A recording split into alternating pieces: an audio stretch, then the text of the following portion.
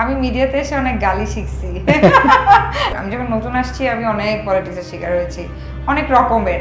এরকম নাটকেও হয়েছে, আমি দেখি যে একটা নাটক আমার করার কথা, আরেকজন শুটিং করতেছে, এরকম আমার সাথে অহরহ হয়েছে এবং রিনাউন্ড সবাই করছে। হ্যাঁ, আমি দেখতেছি আমার সাথে কোয়ার্টিস্টরা সব যেটা যা বলতেছে তাই করতেছে, যা শর্ট কাপড় দিতেছে তাই পড়তেছে। এখন আমি তো পড়তে পারতেছি না। আমাকে মানুষজন বলতো যে এই নাচতে নেমে ঘন্টা দিয়ে লাভ কি। আমার মা সবসময় একটা কথা বলে যে আমরা দিন শেষে আমরা মুসলিম, আমাদের মরতে হবে। আমার মা কানের কাছে সবসময়, আমার মা তো পারলে আমাকে এখনই ওমরায় পাঠায় দিয়ে, আমাকে দিয়ে হজ টজ করায়, আমাকে দিয়ে। বিয়ে কবে করছেন একদম সরাসরি যদি প্রশ্ন করি, কত বছর? এই যে নেক্সট ইয়ার করব। ও এই 24-25 করব।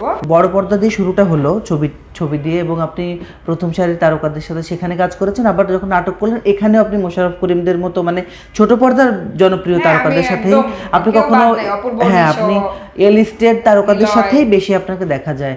কিন্তু আমার একটা মজার প্রশ্ন আছে, আপনার কাছে কি, আপনাকে কি কেউ বলেছে যে আপনি বড় পর্দা থেকে নাটকে এসে ভালো অভিনয় করেন?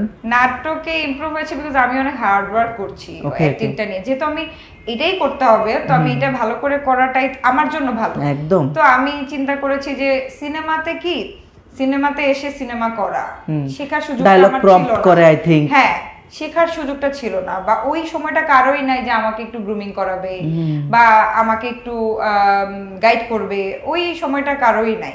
সবাই যার যার কাজে আসলে ব্যস্ত। একটা ডিরেক্টর অনেক মাথার মধ্যে অনেক কিছু থাকে, তো ওই সুযোগটা না আমি পাইনি। তো নাটকে এসে যেটা হয় যে আমি সিনেমা থেকে তো নাটকে আসার জন্য মাঝখানে যে কোভিডের টাইমটা আমি একটা গ্যাপ নিয়েছি। কোভিডের টাইমটাতে আমি নিজেকে অনেক প্রিপেয়ার করেছি, অনেক হার্ড ওয়ার্ক করেছি, এবং আমি ডায়লগ ডেলিভারি, স্ক্রিপ্ট, আমি অনেকের কাজ দেখেছি, কে কখন কি করে, আমি এভাবে আস্তে আস্তে নিজেকে। আর আপনি মোশাররফ করিমের কথা বলেছিলেন যে উনি আপনাকে অনেক হেল্প করেছে।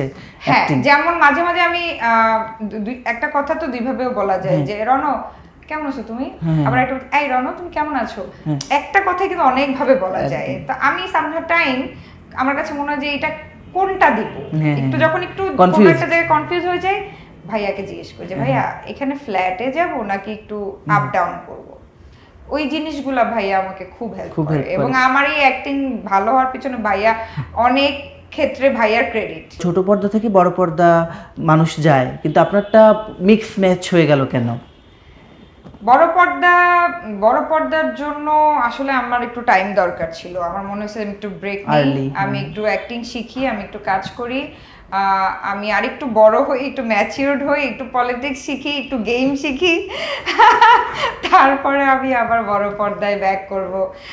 বড় পলিটিক্সের কথা কেন বলছেন? আসলে শিকার হয়েছেন আপনি, বুঝে হ্যাঁ, যাচ্ছে। আমি যখন নতুন আসছি আমি অনেক পলিটিক্সের শিকার হয়েছি, অনেক রকমের। একদম টপ সারির একটা হিরোর সাথে সবকিছু লক। আমার কাছে স্ক্রিপ্টও পাঠিয়ে দেওয়া হয়েছে, তারপরে আমি স্ক্রিপ্ট দেখে আমি সাইন টাইন করলাম, এবং আমি আবার আমার বাবাকে নিয়ে গেছিলাম, সাইন টাইন করছি, সবকিছু ডান। হঠাৎ করে আমি শুনলাম যে ওই প্রডিউসার আরেকটা নায়িকার সাথে, আর একটা নায়িকা তার অফিসে আসছিল বা সে তার বাসায় গেছিল, এরকম একটা মিটিং তাদের মধ্যে হয়েছে। এক রাতের মধ্যে এই সিনেমাতে দেখি যে সে নায়িকা, সে শুটিং করতেছে, এবং ছবিটার নাম বলা যায় না? ছবির নাম বলা যাবে না, সে নায়িকার নাম বা পরিচালকের নাম কিছু? নায়িকা তো সে খুবই মানে কি বলবো, যাই হোক, তো খুব জনপ্রিয় জনপ্রিয় একজন, তো সে কাজ করতেছে, এবং প্রডিউসারের সাথে খুব ভালো সম্পর্ক।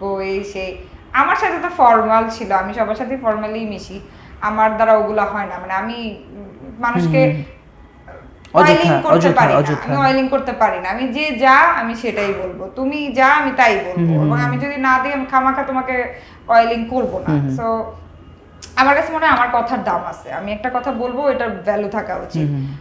দেখি যে ওই নায়িকা চেঞ্জ না সে করতেছে, এরকম নাটকেও হয়েছে। আমি দেখি যে একটা নাটক আমার করার কথা, আরেকজন শুটিং করতেছে, এরকম আমার সাথে অহরহ হয়েছে, এবং রিনাউন্ড সবাই করছে। ডিপ্রেশনে চলে যান এগুলোতে, নাকি কিভাবে মেনটেন করেন মানসিক হেলথটাকে? ডিপ্রেশনে চলে গেছিলাম মাঝখানে, যখন সিনেমাতে এসব হচ্ছে এবং আমি পলিটিক্সের শিকার হচ্ছি, তখন আমি আমার সিনেমা থেকে আমি বাদ হয়ে যাচ্ছি, তখন আমি ডিপ্রেশনে গিয়েছিলাম। মানে আমার ডিপ্রেশন এই লেভেলে ছিল যে আমি কাজ করব না, আমি আর কাজ করব না, this industry not for me, আমার জন্য আসলে না, বিকজ আমি এগুলো পারবো না।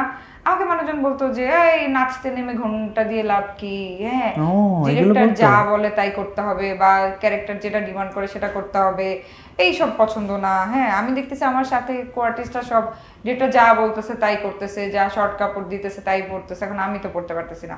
এবং আমাকে ডিরেক্টর বলতেছে যে কিছু শিখো, কিছু শিখো, দেখছো ও আহ, যা বলতেছে তাই করতেছে, এরাই হচ্ছে ডেডিকেটেড আর্টিস্ট। তখন আমার কাছে মনে হচ্ছে যে আমি যেটা ক্যারি করতে পারবো না, যেটা আমার দেশের কালচারের সাথে যায় না, বা যে কাজটা, যে পোশাকটা আমি আমার পরিবারের সামনে বসে দেখতে পারবো না, সেই কাজ আমি আসলে করতে চাই না। তো আমার ফ্যামিলি থেকে সবসময় বলে যে আমার ফ্যামিলি থেকে সবসময় বলে যে এই যে দেখো মেজামিন কাজ করতেছে কত ভালোভাবে, শালীন, হ্যাঁ। মার্জিত ভাবে, শালীন ভাবে ও কাজ করতেছে না, সে তো টপে আছে।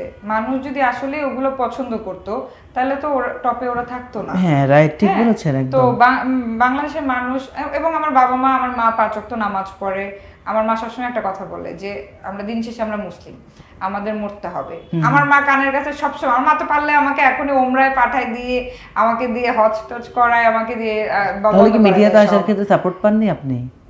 তখন সাপোর্ট করেছে, মানে আমার জন্যই সাপোর্ট করেছে, বাট তারা চাই যে আমি ভালোভাবে, এখনো চাই যে আমি ভালোভাবে কাজ করি, কিন্তু আমি এমন কোনো কন্ট্রোভার্সি বা এমন কোনো কিছুতে না জড়াই যে আমার পরিবারের রেপুটেশন মান নষ্ট সম্মান হবে নষ্ট হবে। বা কেউ একটা বাজে কথা বলবে। আমি বুঝি না, কিছু কিছু কন্ট্রোভার্সি হয় না, আমার কাছে মনে হয় যে এদের ফ্যামিলি নাই, এদের বাবা মা নাই, বা এদের কেউ কিছু বলে না, আমি তো নিতে পারতাম না। আমার ফ্যামিলি যদি আমাকে এসে বলতো যে তোর জন্য কোথাও মুখ দেখাতে পারতেছি না, আমি মনে হয় যে ওইখানেই সুইসাইড করতাম, আমি এগুলো নিতেই পারতাম না। তো আমি জানি না, আমার ফ্যামিলি অনেক বেশি এই দিক থেকে কনজারভেটিভ। তাদের কথা হচ্ছে ভালোভাবে কাজ করো, কোনো উল্টাপাল্টা পোশাক এগুলো বাংলাদেশের মানুষ পছন্দ করে না, এবং আমরা চাইও না। ভদ্রভাবে, অনেক সুন্দর সুন্দর ক্যারেক্টার আছে, সেগুলো করো। এইটার জন্যই আরো বেশি নাটকে আসা, কারণ নাটকে আসলে ওইরকম বোল্ড জিনিসটা সিন কম করতে হয় রাখতে না, হয়। নাটকে আসলে ওইরকম কাপড় নাই এর। হ্যাঁ আমার যেমন আমি অনেকগুলো সিনেমা ছেড়ে দিয়েছি কস্টিউমের কারণে বা বোল্ড সিনের কারণে। তো নাটকে এরকম কিছু নাই, নাটকে আমি অনেক কমফোর্টেবল যে অ্যাটলিস্ট আমার ফ্যামিলি হ্যাপি যে আমি নাটক করছি, এবং পাবলিকও আমাকে দেখছি যে নাটকেই বেশি অ্যাপ্রিসিয়েট করছে, আমি খুব রেসপন্সও পাচ্ছি। তো সিনেমা যদি আমি ব্যাটে বলে মিলে ভালো সিনেমা থাকে অবশ্যই সিনেমা, কিন্তু এখন নাটকটাতে মন দিয়ে, এখন আমি মনোযোগ দিয়ে নাটকটা করছি। তো আপনি নিজে বা আপনার ফ্যামিলি কখনো কি রিগ্রেট হয়েছে যে আসলে ওই লাইনে যদি একাডেমিক লাইনে যাইতাম ভালো হতো, ফিল্মে না আসে বা অ্যাক্ট্রেস না হয়, এরকম কি কখনো মনে হয়েছে? আমার ফ্যামিলি আমি মিডিয়াতে এসে অনেক গালি শিখছি। আমি আগে গালি পারতাম না, গালাগালি পারতাম না। আমি মিডিয়াতে এসে গালি শিখছি। আমি একবার কাকে যেন গালি দিতেছিলাম ফোনে, এন্ড সামহাউ এটা আমার বাবা শুনে ফেলছে। এখন আমার বাবা শুনে আমি যে বলতেছে মিডিয়াতে দিয়ে সবচেয়ে বড় ভুল করছি, মিডিয়াতে দিয়ে নষ্ট হয়ে গেছে আমার মেয়ে, আমার মেয়েদের মুখে এরকম গালি কেন? আমি গালি শিখছি কিছু মানুষকে দেওয়ার জন্য, আমি গালি পারতাম না। হ্যাঁ, মানে এত আপনাকে জ্বালায় যে আপনার গালি দিতেই তখন হবে। আমার কিছু মানুষ ডিজার্ভ করে গালি। তো আব্বু শুনে পরে বলতেছে যে মিডিয়াতে দিয়ে সবচেয়ে বড় ভুল করছি, মিডিয়াতে দিয়ে আজকে এই অবস্থা, নষ্ট হয়ে গেছে আমার মেয়ে, এই সেই। তো তখন আমি বলতেছি খবরদার এই কথা বলবা না। Media, I love my work, I love my profession. আমি আমার কাজটাকে এনজয় করে, আমি আমার কাজটাকে ভালোবাসি। নাহলে আমার বাসায় আমাদের আলহামদুলিল্লাহ পর্যাপ্ত আছে। আমি আমার কিচ্ছু না করলে আমার কোনো কষ্ট হবে না, আমাকে কেউ এসে বলবে না এটা দে ওইটা দে।